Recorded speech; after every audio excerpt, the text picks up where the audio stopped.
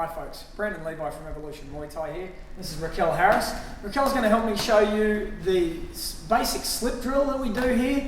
It's a good little movement of the head drill, moving off center line.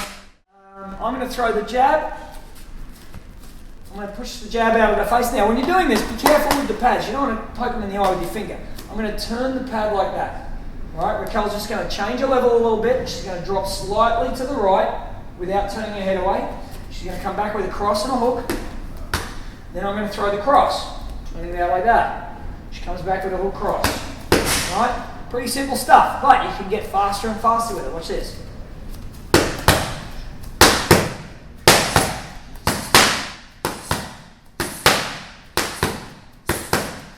Alright folks?